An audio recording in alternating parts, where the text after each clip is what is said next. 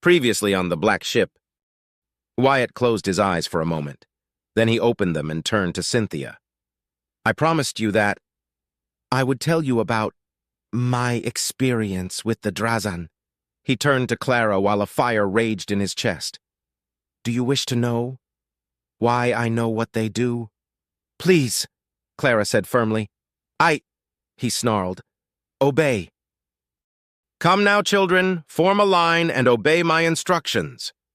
Wyatt heard his instructor order as he stopped pushing against his friend and classmate, Wisto. The brown-haired kid took this chance to shove him, putting a little more force into his shoulder, causing him to fall out of line and nearly tumble.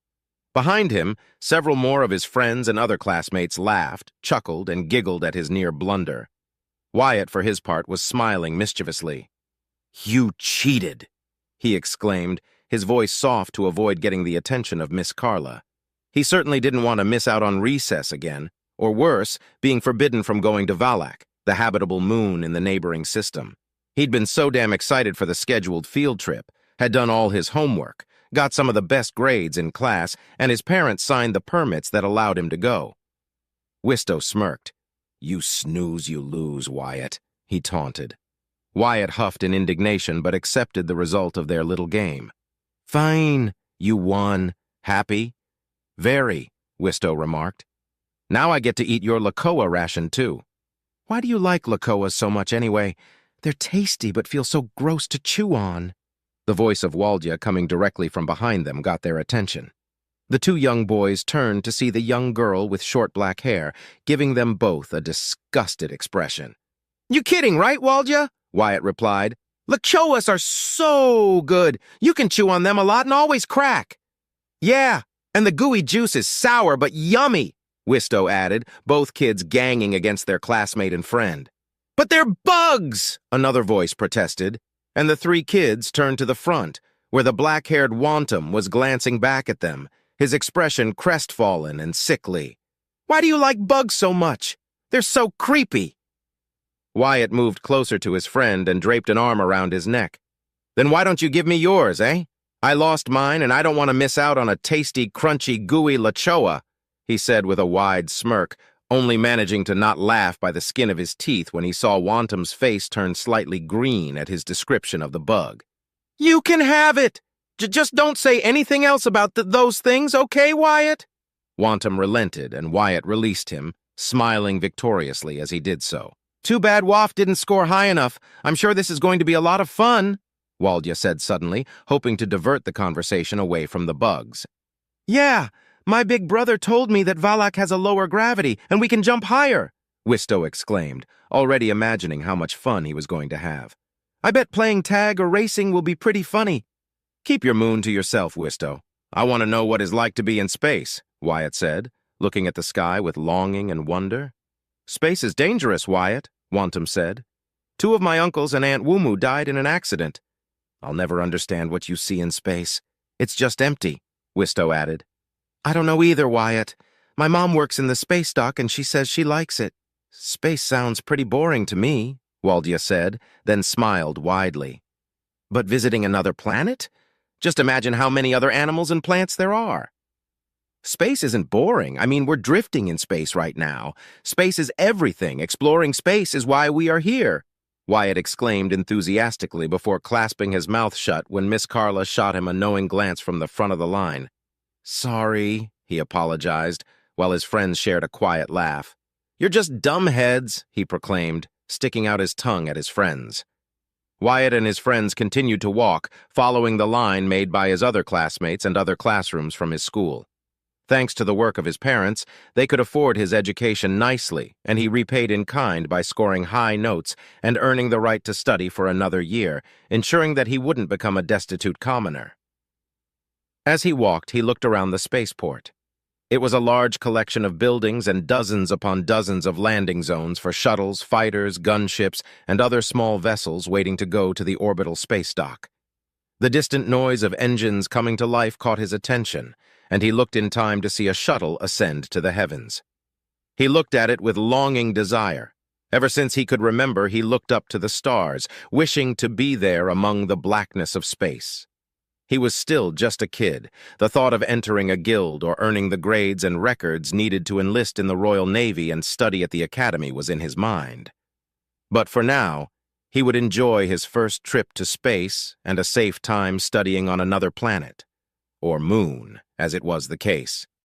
The shuttle was long gone, and he returned his attention to solid ground. He focused on his friend, a smile spread over his lips. He'd known them ever since he started his education, and the five of them spend most of their time at school together. Waff was missing, and he felt bad that his friend was going to miss out on going to space. Space. The thought alone always brought a smile to his face and made him feel all giddy and eager to grow up and become a pilot. "Wyatt Staples, pilot of battleships," he muttered frantically, cheeks blushing with excitement as he imagined himself piloting one of those massive ships. "There you go again, Wyatt," Waldya said quietly, tapping his shoulder. "Daydreaming about things that can't happen." "Just 'cause I'm not a noble ain't gonna stop me, Waldya," Wyatt remarked with a cheeky grin. "I'll become a pilot, and I'll take all of you on rides and stuff." The young girl rolled her eyes but said nothing else. They continued to walk for a few minutes in an orderly fashion until she noticed something. Patting Wyatt's shoulder to get his attention, she pointed across the field at another line of young children dressed in uniforms similar to their own but with different colors. They're from Northside," Waldya groaned, still pointing at the kids from that school. Wyatt laughed. "You really don't like Northside, do you?" "Nope," Waldya replied, glaring at the students. "Are you still mad they beat our team?" Wistow asked, unamused. "They cheated. I know they cheated. I practiced for 3 whole months," Waldya said, crossing her arms. Why wouldn't they practice too? Maybe they practiced harder than you?" Wantum offered, trying to calm her down. It didn't work. If anything, he only fanned the flames and redirected her fury to him. "At least I practiced." "You were last place in the run, Wantum. You should spend more time working and less time reading, lazy butt," Waldya hissed at her friend. A quiet discussion broke between the two, and Waldya moved forth while Wyatt and Wistow let her through, just so she could chew out Wantum freely. "Why must he always try to reason with her when she's moody?"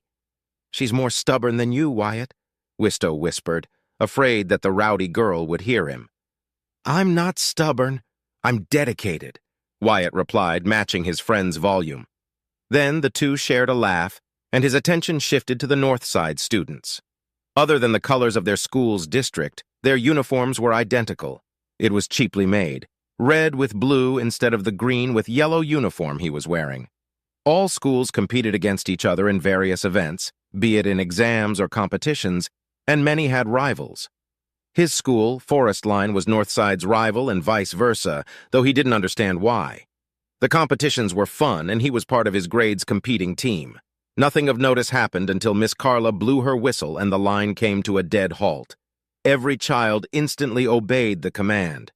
The reason for their sudden stop was apparent when a figure dressed in high-quality clothing and bearing the symbol of House Gimor, the rulers of Volantis, came into view. Miss Carla bowed before the figure, a tall, handsome, and impassive short-haired man no older than 25 with gray, cybernetic eyes. When the greeting was over, she raised her hand and made a command. "Good morning, your lordship," Wyatt said in unison along with the rest of his friends and classmates.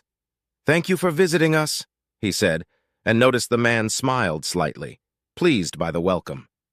The young boy smiled, happy that his efforts had pleased a noble.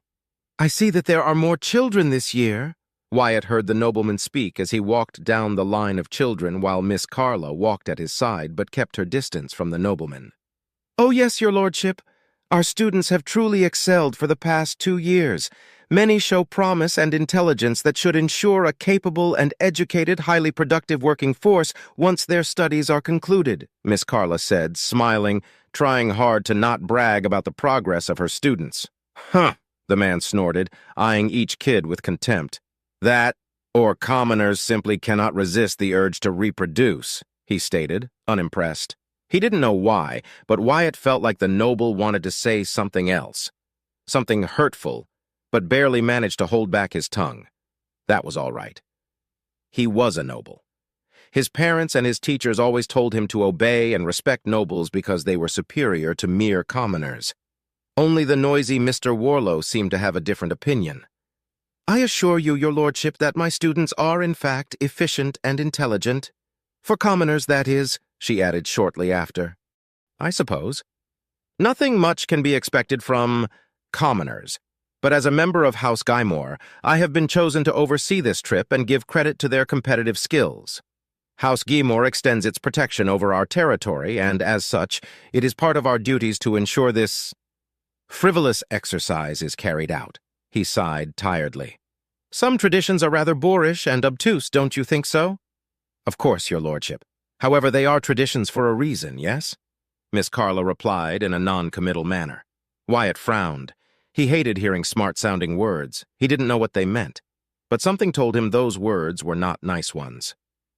"How many children are in total?"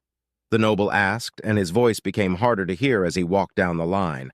On the freighter, Forest Line was assigned to 571 students, with 18. "Members should," Miss Carla replied, and then they were gone, and Wyatt couldn't hear them anymore. "I don't like nobles," Wantum said in a whispered tone, gaining the attention of his friends. "My dad made a mistake at work, and a noble lashed him 5 times. Nobles are mean." "It's your dad's fault for making a mistake, Tem," Wistow replied, but his tone was of understanding. "Many nobles are mean, but not all of them are. Miss Carla is nice, ain't she?" "Yeah," Wyatt agreed. "She's not hit a student since last year. Wezzo was a piece of poop." His friends gasped at the use of the profanity. "I'm happy he got kicked out." Literally kicked out, too. He remembered it clearly. After Miss Carla caught Wezzo, a student a grade above him, beating younger students and saying that he was a noble, Miss Carla used her beating stick to, well, beat Wezzo until he curled into a ball, crying. Miss Carla then forced him to stand up and marched him out of Forest Line, ending it all with a kick that sent him flying across the entrance. He couldn't stop laughing that day, and was glad that Wezzo was gone for good, and he knew that his friends were happy too. "Just keep your mouth shut, okay? Mama always tells me to keep those open onions." "Thoughts to yourself," Waldya whispered. The 4 friends nodded eagerly, sealing their lips. A few minutes later, Wyatt saw Miss Carla jogging back on her own until she reached the front of the line. She blew the whistle twice, and the line continued to walk. It didn't take long for them to reach their destination, a large old shuttle big enough to carry, at most, 50 passengers. Wyatt quickly noticed that there were several other shuttles lined up and ready for departure as soon as they were boarded. The gentle but constant thrumming of the engines, the smell of metal and rust, and the knowledge that he was about to hop into an aircraft for the first time in his life filled him with a sudden sense of unease and trepidation. He noticed that his friends and many other of his classmates shared his sentiment. A sharp whistle blow from Miss Carla reduced his fear and looked at her as she brought a megaphone up to her mouth. "Remember, children, you will board the shuttles in an orderly manner and take your seat. You then will be strapped to your seats before the shuttle takes off and flies toward the space dock. There's no need to be afraid." He liked Miss Carla. She was a good vice principal and a great teacher, but her words did little to make his fear go away. As the line advanced along with the closing noise of small feet hitting the metal floor of the shuttle, his fear grew and his heart began to race in his chest. He was about to board the shuttle when he froze, staring at the maw of the craft. Before Miss Carla or the kid behind him said anything to him, he clenched his hands into fists, took a deep breath, closed his eyes, and took a step forth. Then another, and finally a third. When he opened them again, he was inside the shuttle, and as if a switch had been flipped, all of his fear and anxiety turned into excitement and joyful eagerness. He smiled widely and moved quickly to sit next to Wistow while Waldya and Wantum sat on the following seats. "Pfft!" Waldya bit on her lower lip to avoid laughing out loud. "You were shivering like a Clixel chick." "I was not," Wyatt replied, embarrassed. I was excited, that's all." "It's okay, Wyatt. I was scared too," Wantum, ever the peacemaker, said. Wistow only smiled and elbowed his friend on the ribs playfully. Shortly after, the shuttle was full, and several men wearing staff utility uniforms came in to secure them to their seats. Within moments, they were done and left without ever exchanging a single word. The murmurs and quiet conversation between the children died out when the shuttle's gate began to close as metallic groaning made all of them wince. The gate locked itself with a hiss of pressurized air and the lights turned red. A collective gasp echoed inside the shuttle's bay when the engines roared to life and they were suddenly pushed down onto their seats. The discomfort remained, and Wyatt could hear the wind outside rocking against the shuttle's hull as it moved through the air at incredible speeds. There were no windows or display screens to see the outside, which was a shame. He always wanted to see the land from high above with his own eyes. Slowly but surely, the discomfort lessened, until the point it no longer felt as if something was trying to squish him. The ride continued for several minutes, in which he only shared glances between his friends and a few of his other classmates. But he knew the ride was coming to an end when a feeling of weightlessness began to overtake him. A few gasped, others squealed in surprise, and a few laughed. He only smiled. He was in space. He was in space. Then he noticed it. He couldn't hear the air outside the shuttle or its engines. He could still feel them rumbling from his seat and by how the metal throbbed gently, but nothing more than that. "I'm in space," he muttered to himself, so excited that he wanted to jump, shout, run, and cry all at the same time. "Freaky," Waldia said, shuddering. "Feels like I could float without my restraints." "You would," Wantum agreed. "Gravity works weird here, but yeah, you would float." Wisto smiled, and his entire body trembled with excitement. "I can't wait to get to Valak! This is gonna be great! I thought my big bro was pulling my leg! This is awesome!"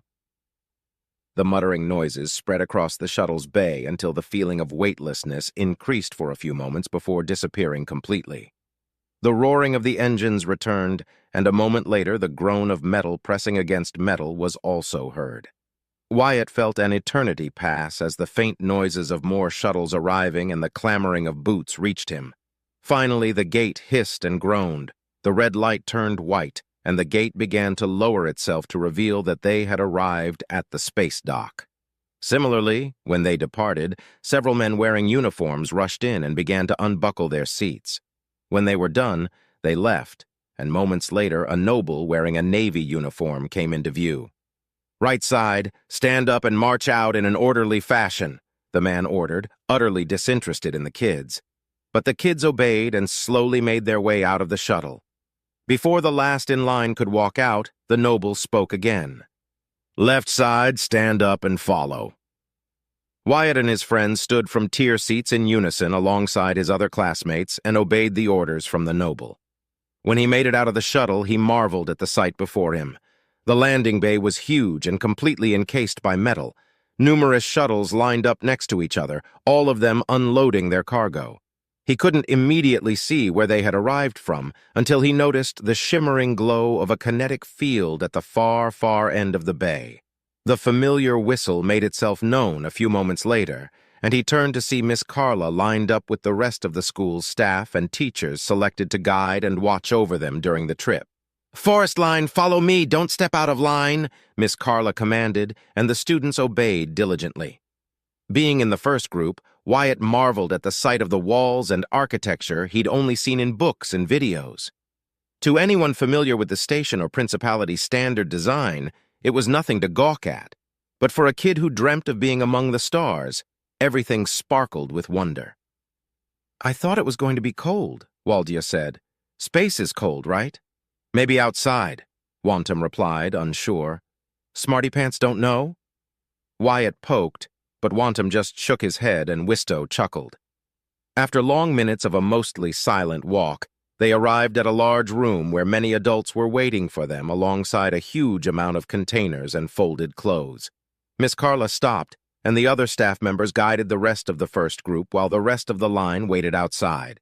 "Now, children, you'll behave and let these kind people put on your suits. You'll need them before we leave for Valak. Remember how we practiced?" "Yes, Miss Carla," the children said in unison. With a nod from the woman, the men and women began to unfold the clothes that were, as Miss Carla said, suits. Gray, ugly things. Fortunately, they didn't need to take off their uniforms as Wyatt and his friends were instructed on how to put them on. The suit wasn't bulky and it wasn't heavy either, but it certainly wasn't new as some wear and tear could be seen on its surface. "But it'll do." Finally, when he was done putting on his suit and the front sealed itself, a helmet that was almost entirely a simple screen was placed over his head, and with a hiss, it was sealed. A minute later, the entire group was fully suited, and the children moved their extremities around, testing and experimenting with the strange suit. "Group 1, follow me," said one of the staff members, while Miss Carla remained back to organize the other groups. Still, Wyatt and his friends obeyed and were surprised that the suits didn't make walking difficult, aside from getting used to the added bulk of the suits. It didn't take long for them to arrive at another vast room, but this time, it had something the others didn't. Windows. It had windows. All cohesion and organization broke as kids started to break formation and run toward the large windows, pressing their hands and visors against the glass as they let out oohs and ahs of amazement. Wyatt watched as his friends joined the rest of his classmates, but he didn't run. His feet were glued as he watched from a few meters behind them at the beautiful sight of the round gem that was Volantis, his homeworld. He could see those azure oceans, the vast, ample continents visible from his vantage point, the clouds, and the thin sheet of blue and violet light surrounding the planet. Behind it, he could see the blackness of space and faint dots spread across the void. He couldn't help it. He smiled from ear to ear and lifted his arms above his head in triumph. "I'm in space!" One thing that the videos and books always fail to mention about space travel is the wait time in which little can be done. For kids, that counted as double. The crew members of the transport freighter Wyatt had boarded days prior could at least count on their duties to keep them busy. But having to carry and care for over 500 children in a confined space, no matter how big the allure of Jas, their designated freighter, was, it represented a monumental task. Miss Carla and the rest of the staff, of course, planned around it by having the kids attend regular lessons aboard the ship and prepare for the games and competitions that they would hold against the other schools. But after the lessons were over and practice was done, there was nothing to do. There were no toys to play with, no video screens or shows to distract the children, and worst of all, the ship was not equipped with a playground or any other sort of equipment. The crew members were also distant and cold and instructed to not interact with them. And no matter how disciplined a child may be, a child is still a child, and the greatest motivator for a child everywhere is boredom. "We shouldn't be here," Wantum argued as he crawled through the ducts he and his friend found. Without anything better to do and having had enough of waiting in their bunks doing nothing, curiosity got the best of them and managed to sneak out to do some inoffensive exploring. "You can go back if you want," Wisto countered. "We've been traveling for 5 days, and I'm so bored. I thought traveling in space was fast." "Only FTL jumps are fast," Wantum answered, following Wisto's lead. Behind him, Wyatt and Waldya followed suit, crawling slowly to avoid making any loud sounds. "Where do you think this tunnel leads to?" Waldya asked. "What if it is dangerous?" "Somewhere with something to do," Wyatt answered with a groan. "We can't even watch space." "You want to watch the void? What's the difference from staring at the ceilings of our bunks?" Wisto retorted with a groan. "Besides, if we could pull the panel off, it means there's nothing to fear, right?" "If you say so," Waldya said, sighing deeply. "I don't know how Mom can work without getting bored. There's nothing to do here, and that's the only reason I'm following you, buttheads." Wyatt chuckled. "And who was the one that found the pain and showed it to us?" A punch to his left thigh was his answer. "Ouch!" "Dumbhead," Waldya growled. "Hey, quiet down back there. I think I see the end of the tunnel," Wisto said before speeding up a little more. When he reached the end of the vent, he came face to face with a similar grilled panel. He pushed against it, and to his surprise, it only took him a few pushes for it to fall to the ground with a weak clang. Crawling after his friends, Wyatt came out to find a large storage bay with several secured containers, boxes, and equipment scattered around the place. He helped Waldya out before the 4 of them began to walk around, eyeing each piece they came across. Suddenly, they heard other footsteps in the distance and came to a halt. As a group, they moved behind a large container, making as little sound as possible, waiting to see who or what was there with them. Huddling together and only daring to peek from the side, they heard a hushed voice. "I swear I heard something coming from here," said a young, high-pitched voice before a group of 6 children appeared. Maybe we should leave, said another. The 4 friends exchanged glances, relieved to see more of their classmates before Wisto walked out from their hiding spot waving an arm. Hey, he began, I see that we're not the only ones who found the vents, huh? He announced before Wantem, Waldia, and Wyatt stepped out, joining him. The 6 other kids were startled initially but relaxed when they saw them. Yeah, we were bored of being bored, said the leader of the group. Hey, I know you. You're Wisto Jun from the first group, right? The one and only, Wisto exclaimed, earning a sigh from Waldia and a chuckle from Wantem and Wyatt. What group are you from? 7th group. Oh, name's Owen, he said, offering a hand to Wisto. The 2 shook hands and the 2 groups mingled. Say, when did you get here? Not too long ago, Wyatt answered. We were hoping to find somewhere to play and, stretch a bit. Owen and the rest of his group nodded, sharing his sentiment. We've been here for... How long again, Willow? Almost an hour, I think, the girl replied. For some time, and we haven't seen any adults. I think this part of the ship is locked down or something, Owen guessed. Then his eyes widened and sparkled the way only a child with a brilliant idea can achieve. Hey, why don't we all play tag or hide and seek? This place is big enough for us to have some fun. Now that was an idea everyone could get behind. What if we play prey and hunter first? Offered one child from Owen's group. Oh, I want to play catch the Clicksall, Willow said enthusiastically. We'd need more to play that. What if we start with tag and then hide and seek? Maybe more of us will show up, Wantem proposed. Thus the argument began, but it was a short-lived one.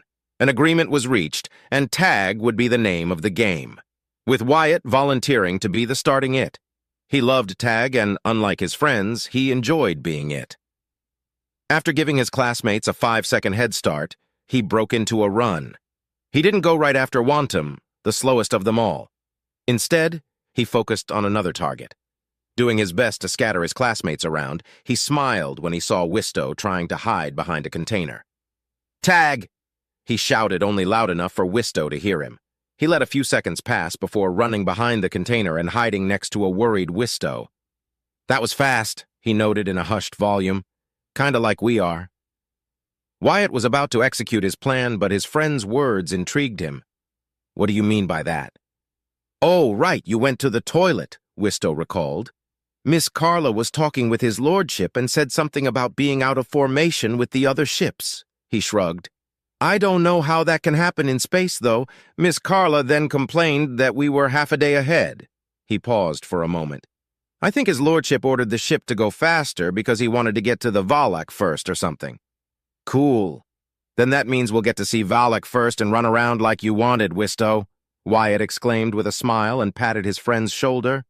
Oh, and tag, you're it, he said before breaking off into a run, leaving behind a puzzled Wisto. With a cry of outrage, Wisto stood up and ran after his friend. Come back here, trickster! Wyatt only laughed and ran faster before Wisto gave up and went after another target. The following hour was spent eagerly between the 10 original children and then by 13 more who eventually found their way to that same area. They played several games, from prey to hunter, to catch the Clicksall, and even partially recreated burning hedges without a ball. But with so many children confined into a singular space offering so many possibilities for them despite the lack of toys, balls, or flags, a consensus was reached that hide-and-seek would be extra fun and difficult with the idea of it serving as practice for the coming competitions against other schools. As the kids scattered to hide, Wyatt moved with purpose to a single possible location. He had mapped the area during their games and quickly discerned the best hiding spots available. He was the tracker of his grade's competing team, and he was darn good at it. Capture the flag, track the Lakoa, find the secret stones, and target practice were his favorite competitions, and he always excelled in his role.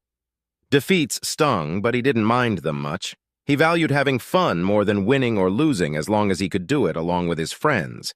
And if he could gain some extra points for his grading records in the process, all the better. It also didn't hurt that he got free extra rations whenever his team got high scores. He smiled when he spotted his chosen hiding place. It was 3 rows of containers that seemed tightly packed together, but they offered enough space for someone small to crawl in between them. Squeezing through the tight passage, he heard the distant call that the Seeker was on his way to find the hiding kids. The rules were simple. The Seeker had to find those hiding, and when he found one, then the unlucky kid would also become a Seeker. If every kid was found, then the original Seeker wins. But if the Seekers give up or can't find everyone in 10 minutes, then the remaining kids hiding win. It was simple but fun in large numbers. It was all about being sneaky and playing tricks. Everything was valid in the game for both sides. "Found you," a voice said Neeby, but not directed at him. "Aw, poop," a dejected voice replied before scampering feet moved away to continue their search. Wyatt smiled as time went by and he checked his timer display. 5 minutes had already passed. Now all he needed to do was... A sudden shock broke his line of thoughts, and he heard several cries of surprise echoing around the bay. What was that? He muttered to himself as he felt the entire ship trembling and shaking before another great shock made the ship groan in protest. Metal crying much like a wounded beast. An alarm wailed and chaos ensued. "Wistow!" he cried out, now regretting his hiding spot as he struggled to move out of his selected dark, cramped hideout.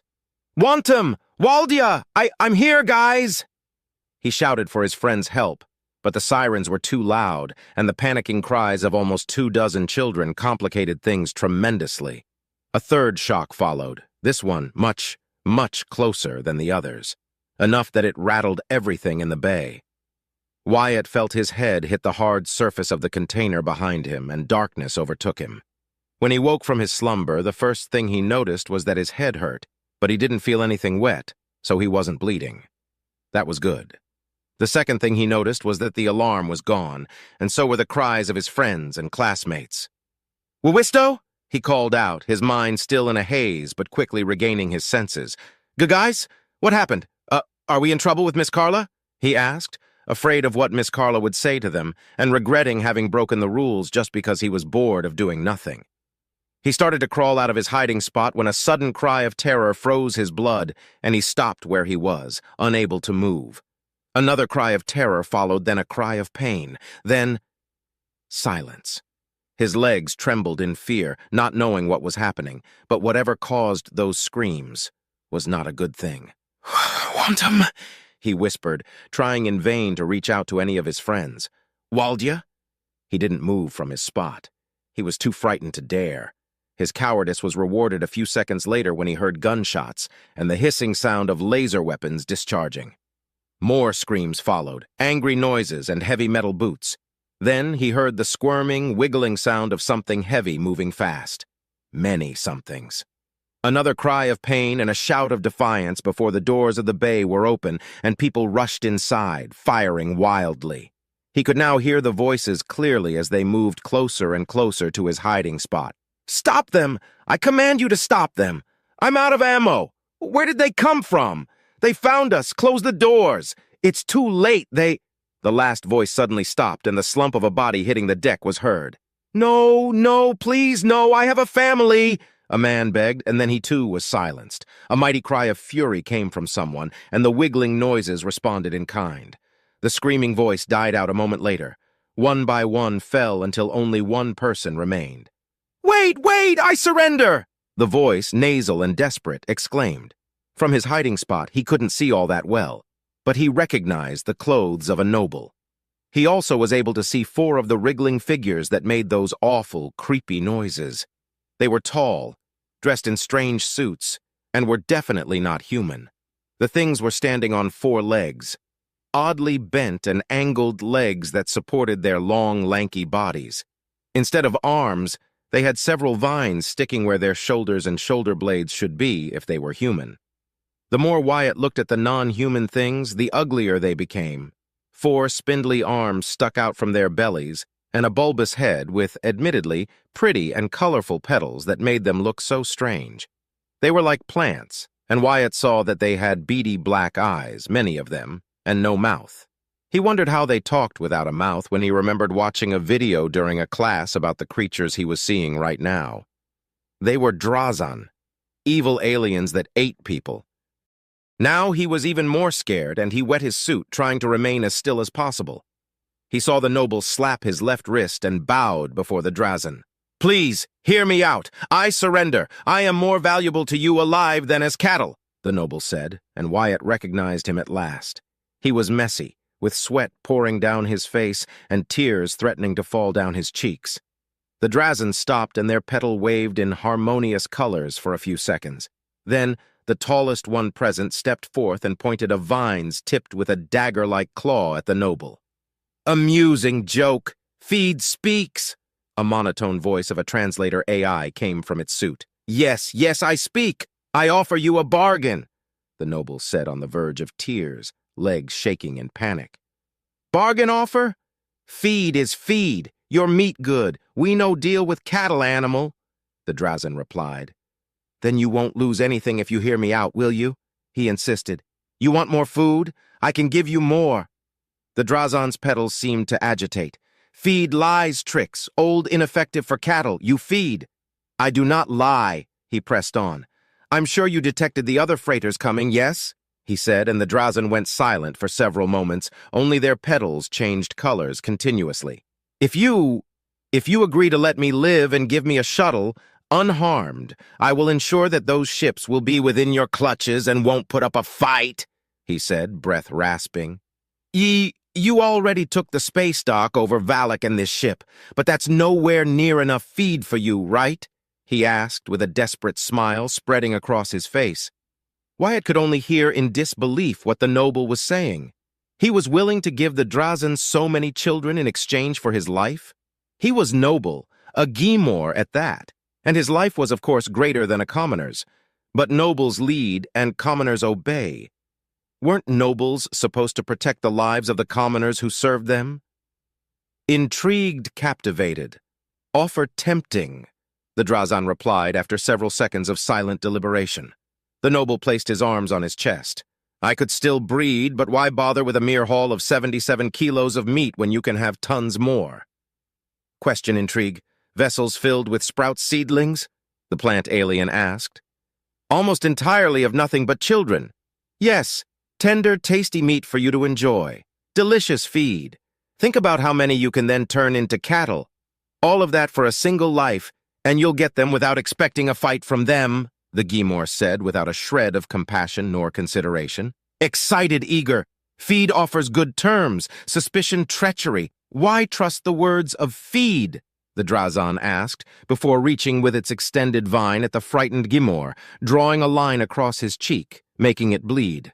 A thin dribble of blood ran down his neck. I swear on the honor of House Gimor that I, Serhan Gimor, will not betray our compact, he replied hurriedly. The lives of lesser nobles and mere commoners are worthless compared to mine. As long as I live, you will have much to gain. If I die or I decide to trigger an implant within me, my family will know of my fate and they'll seek retribution.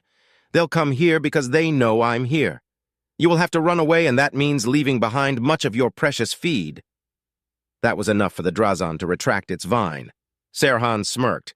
But as long as I live, you'll have an entire week to do as you please here. More than enough time to do whatever you want and leave with a full haul of feed. And all it'll cost you is sparing a single life. Mine. Pondering doubt. Betrayal easy, the Drazen countered. Yes, Serhan replied, but I value my life. Take my offer and feast, or take me and leave with meager gains. Their lives are worthless. Mine is not. They will be thankful for the chance to sacrifice themselves for my safety. It is a high honor for them to die in exchange for my exalted self. He paused, staring at the 12 eyes of the Drazen he had been conversing with. After a short eternity that lasted a single breath, he spoke again. Do we have a deal? Deal agreement reached. Lure the feed. Feast awaits. You leave after, the Drazen said and retracted its vine in full. After a few seconds, 2 Drazen picked Serhan Gimor up, forcing him to walk on his own and pushed him forth without harming him. Wyatt remained there, stunned after making sense of everything he had just heard. He could hardly process any of it, but he understood enough of the deal Serhan had made with the plant monsters. He gasped for air once his lungs started to burn, reminding him that he had to breathe. Slowly, he crawled out of his hiding spot, fear and worry overriding his senses as hope faded from his heart. This is a warning before you continue listening to this part.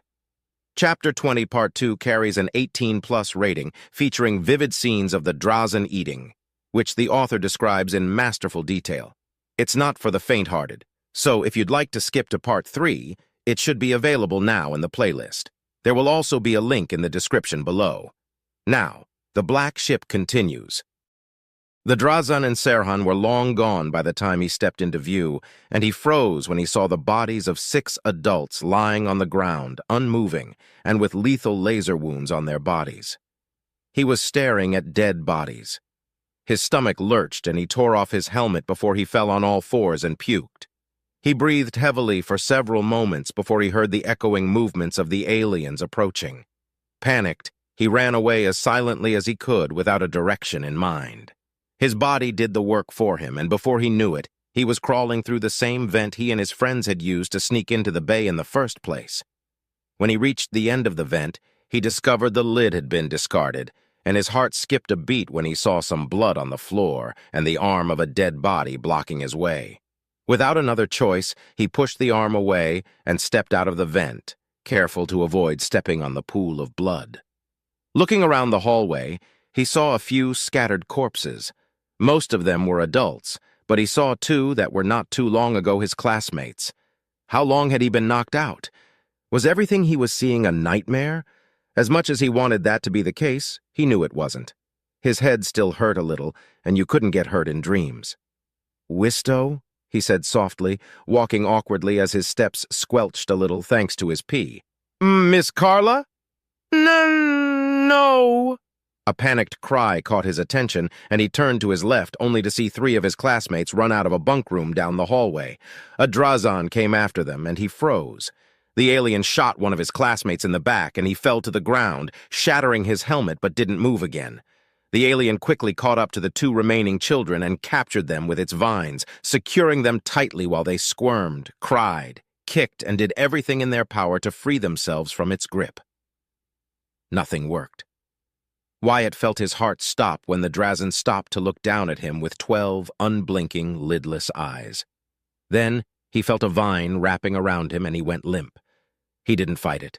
He was too scared to do anything else but allow his tears to fall. The trip to their ship was miserable. He had been shoved into a shuttle with 2 wounded adults and 8 of his classmates. Those were the living ones. He had seen with grotesque detail how the Drazen dragged bodies into their shuttles, piling them up without the least sense of care for the deceased. They had stripped him out of his suit and for some reason preserved his pee within it instead of tossing it away as they had done to many others. During the trip, no one talked. Drazen were watching over them, and the adults didn't dare to try and ease the frightened children for fear of angering the aliens. When he arrived at their ship, the stench was the first thing that hit him. The smell of rotten things was not new to him, but his experiences were nothing quite like the awfulness that he was smelling now. 2 vomiting classmates confirmed it was as bad as he thought. The Drazen, though, only shoved them forth. The interior of the alien ship was red, with protrusions of violet, green, brown, scarlet, and other shifting colors sticking out of the walls. For a moment he thought the walls were like meat, but the clinging made it obvious it was metal. The red lights above them were responsible for the interior's coloration. Unlike the blocky designs used on the Principality, the Drazen liked edges, sharp angles, and rounded, almost bulbous decorations throughout their ship. They continued to walk until they reached an intersection. The adults were forced to the right, while Wyatt and his classmates were forced to the left. One of the adults tried to protest, but a quick strike from a Drazen made her shut up. The scent of blood reached his nostrils as well as the stink of feces as they approached a larger, open section. When he entered, his heart sunk to his feet and his blood turned to ice. Hanging upside down like a dead Clixol was Waldya. She was naked, her feet were tied together, and she wasn't moving. She was dead.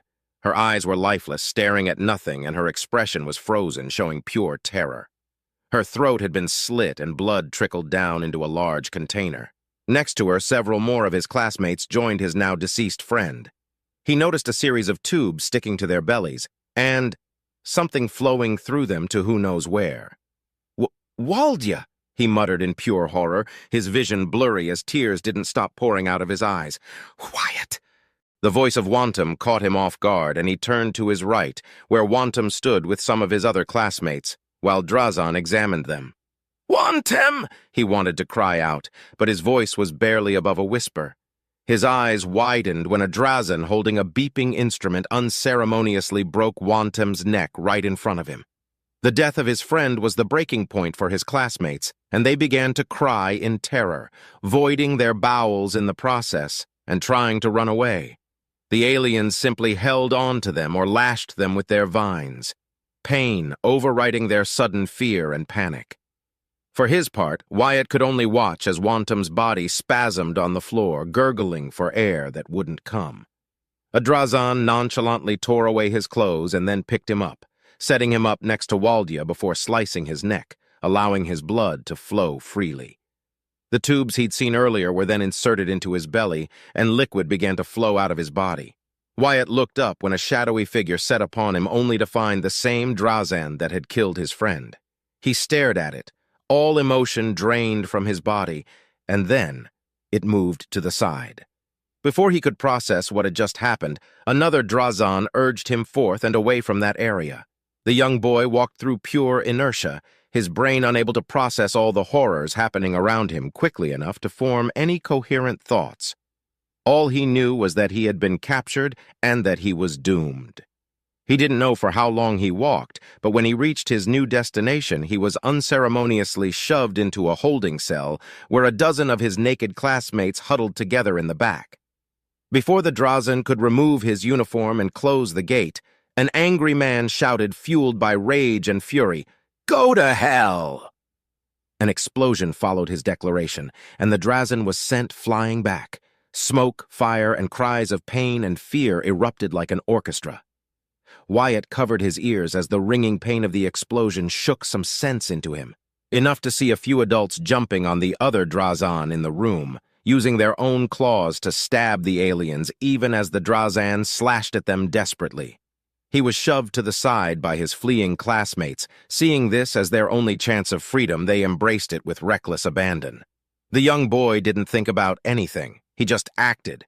Before reinforcements arrived, Wyatt broke into a run across the smoke-filled room while everyone was busy fleeing or fighting to pay him any attention.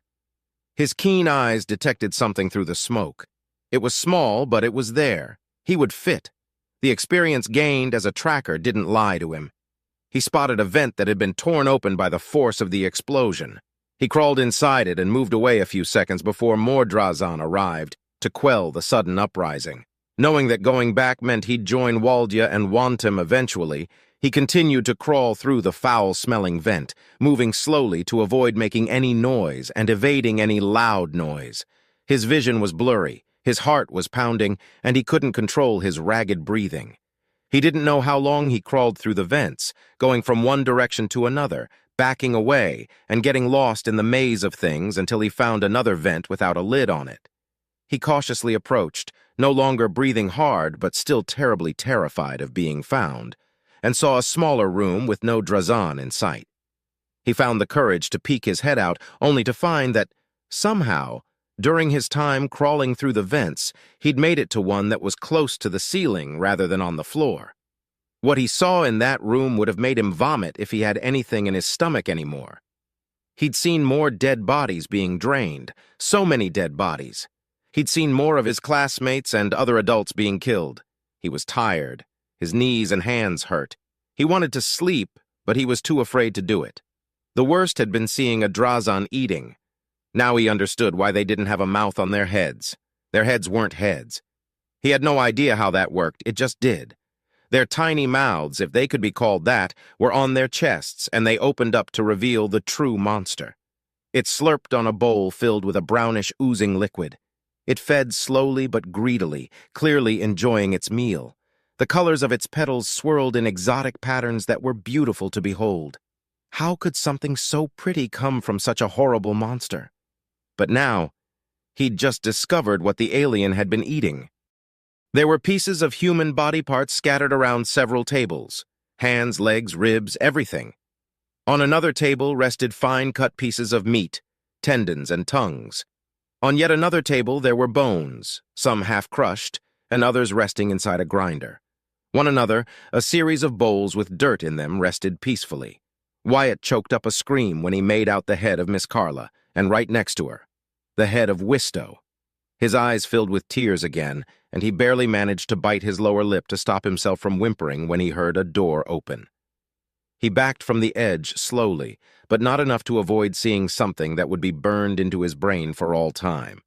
He watched, unable to look away either due to the horror of it all or because he simply couldn't avert his gaze as a Drazan prepared its meal. Pieces of meat were selected at random and cut into tiny pieces before being mixed with the dirt. Then it added blood drained earlier, piss, other strange fluids, and even some feces left behind by the frightened children, or the corpses. Casually, he plucked the eyes out of Miss Carla and Wistow's heads and added them to the bowl. It mixed it all diligently before finally grinding some bones, collecting the dust the process created only to then add it to the mix. After what felt like an eternity, the Drazan finished. The final product was that same brownish, oozing liquid he'd seen before. Then, the dreadful alien proceeded to eat, slurping the disgusting mix with gusto. Content with the result of its meal, it left the room and Wyatt was freed from the spell that forced him to watch that monster prepare a meal with the same air as his mother preparing supper. It was too much for the young boy. He passed out. Exhaustion, physical, emotional, and mental, finally crashed against him all at once. Time lost all meaning to Wyatt as hours passed like a blur. The distant cries of children and the defiant screams and curses of adults echoed throughout the vent he'd taken as his refuge. He was thirsty, hungry, and tired. So very tired. Every time he blinked and went to sleep, he relived the horrors he'd seen in such a short span of time over and over again. The lifeless eyes of his friends, teachers, and classmates beckoned at him, and it was all made worse when he recognized children from other schools. North Side, Everlake, Winterhome, Wingscale, and many others. Lord Serhan Geemore had kept his promise and sold the lives of so many in exchange for his own. It made sense, he told himself. He was a noble. It was his right. But he couldn't understand why he had done such a horrible thing. The Drazan, for their part, seemed to be jubilant about the abundance of food and cattle at their disposal, and Wyatt had to hear them and sometimes watch them do their butchery and feeding countless times, so much so that he couldn't cry anymore. He had seen the videos and read the warnings about the Drazan, and he had feared them just like any other kid his age did. But seeing the reality of their actions was so much worse. He wanted them to be cruel and monstrous like in the videos, eating people alive with their fangs, laughing at the torment of their captives. That would have been better over the casual mundanity they employed when dishing out death. They didn't torture anyone. They were not cruel. To them, he was an animal. Humans were animals that they could take and kill and feast upon as much as they liked, because they could do it. But they could talk and understand them. They simply didn't care. Humans were not Drazan. As such, humans were inferior animals. It was a simple leap of logic that made terrifying sense even to the mind of a child. "Mom," he whispered softly, cracked lips trembling as he hugged his bruised legs and scrapped knees close. "Dad, Weskel, wham!" he muttered, wishing more than anything to see his family again. He wanted to escape. He wanted to see their faces again and be safe in his bed, hugging his mother's legs and watching over his little brothers, playing with them. But he was in a vent, hiding away in fear while more and more died at the vines and stalks of the uncaring aliens. He was about to close his eyes again when he felt it. Something changed. There was an abrupt movement that made the vent rumble, the moistness of the air carrying with it a faint sound. Then another rumble, stronger, louder, closer. And suddenly the faint light that illuminated his hiding spot was gone. Fright gripped his heart. Had the aliens found him? He heard the shuffling of legs and bodies form a chaotic melody that reassured him that something else was happening. Fearful cries from children and the laughter of adults reached his ears while he was plunged into total darkness. Not knowing what else to do, he started to crawl. His uniform was dirty, grimy, and soiled. He had used part of it to cover his excrement when he couldn't contain it anymore. He was practically naked, and only his pants remained, stained red with the blood from his bruised knees. The palms of his hands also had blisters, and they stung badly. But at that moment he didn't care. He crawled for dear life, blinded for several minutes until a faint light returned. He crawled and crawled, moving away from the direction that exploded with gunfire and the sounds of battle. Had someone come to fight the Drazan? He crawled and crawled until something beneath him creaked.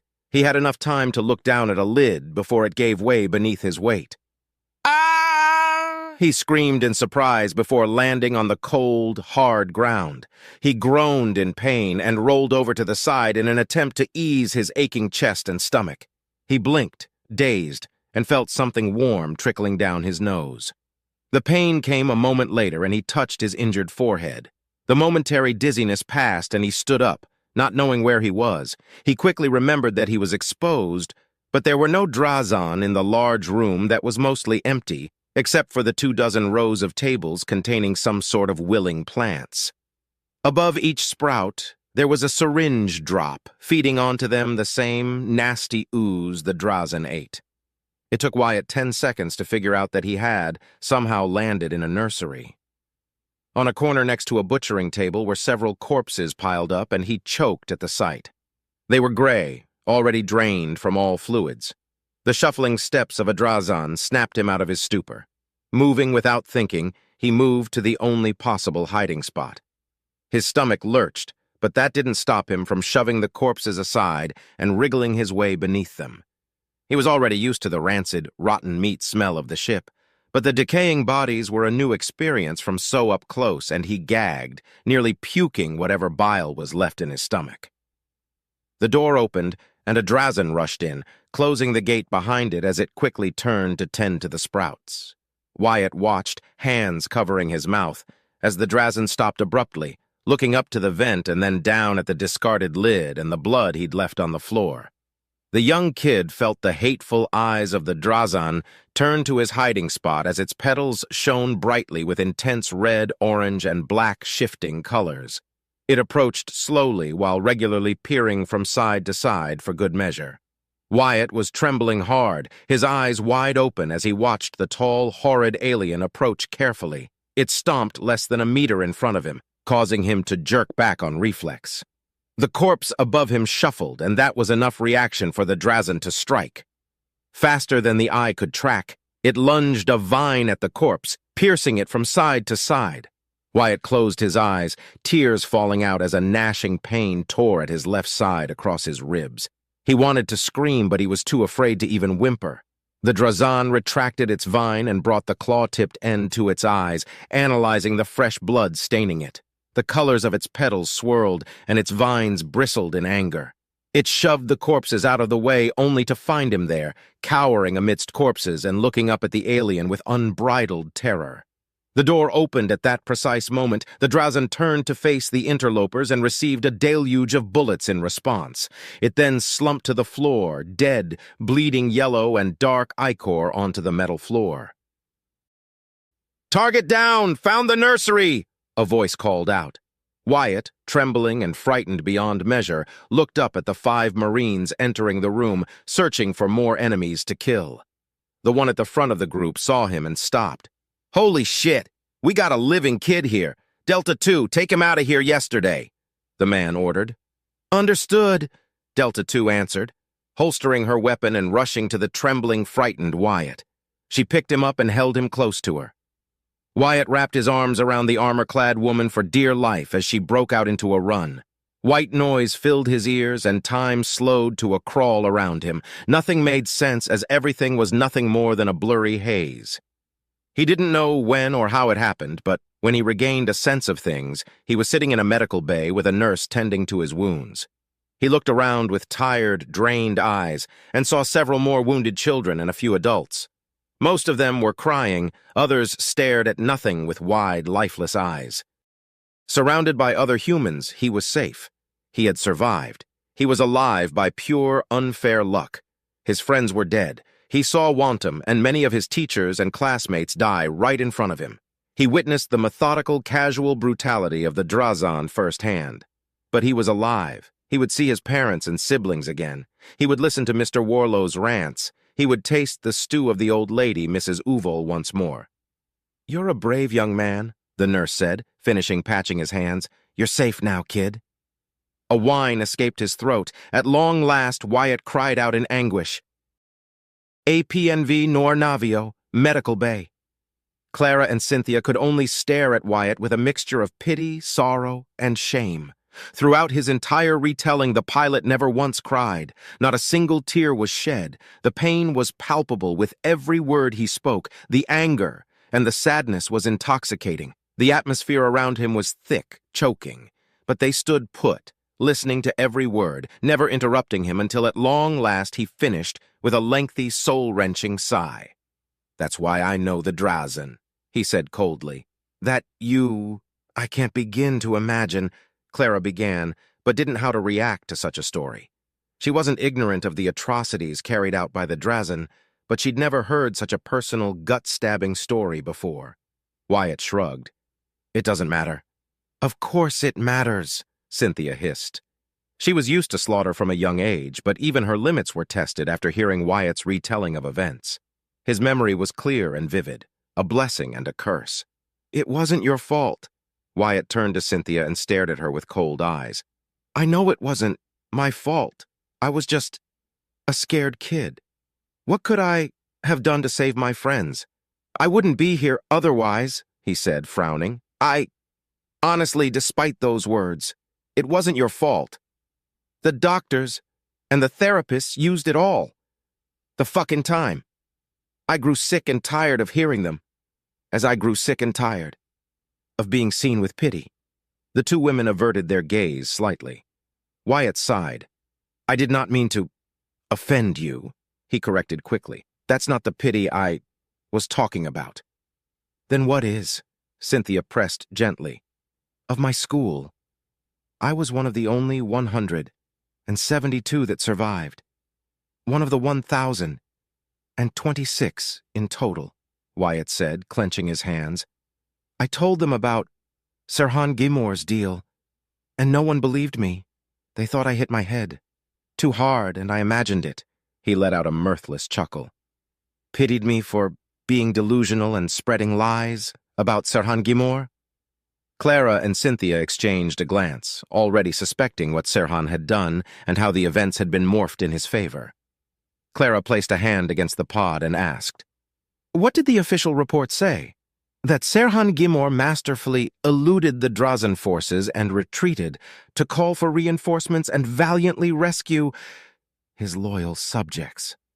Wyatt gritted his teeth for a moment, then relaxed. He was credited with the victory over the raiders. He won many accolades for that. That damnable whoreson met with the families of the fallen, without a shred of shame, swearing on his honor that he avenged them. Clara felt a rope tug at her heart, but she had to know. Do you know, perchance, if that victory increased his position within his house? Wyatt nodded. It won him the governance of Numato, a colony world, a few jumps from Volantis, he answered bitterly. He reigns there to this day. He used the tragedy to further his standing and position at the price of thousands of innocent lives, to save his own stinking rotten one, Cynthia said, disgusted. Such machinations were, after all, a common tool in the arsenal of the more ambitious and ruthless nobles across the principality. Wyatt, if I may know, how are you so functional, what you went through and experienced? Such a thing has the potential to traumatize veteran Marines, let alone a mere child. Wyatt shrugged. I don't know myself, he replied. For the next 2 years, every shadow scared me. I spent almost every night in my mother's embrace at night. He closed his eyes. The nightmares came almost every night. I woke up screaming, crying, pissing, he said bitterly. Because of my lies, I was forced to another school and I never made another friend, because everyone avoided lying Wyatt. I never heard from Waff again either. Every tree, every branch, every plant made me shiver in fear. I barely kept my scores up. I barely talked. And when I did, I talked to the therapists, he chuckled. They never helped. Clara and Cynthia listened closely, watching the pilot describe his life with such a cold, uninterested detachment that it sent a shiver up their spines. When I was 10, I went out to play, and I approached a tree, and I touched it, then I hugged it, and I knew that it wasn't a Drazen. He paused and opened his eyes. I don't know when or how it happened, but one day, I was no longer afraid of anything. My dream was still the same, and the stars called to me, but I never wanted revenge, but I was angry. So angry. Angry at the Drazen, angry at those that called me a liar, angry at the nobles. I never had a nightmare after that day, and I rarely dreamt again. I studied as much as I could. I read and practiced, trained and worked. My life was meaningless, but I could live a good one in service to the principality that saved me. I made a promise to go to the stars, but not in search of blood, unless it came to me.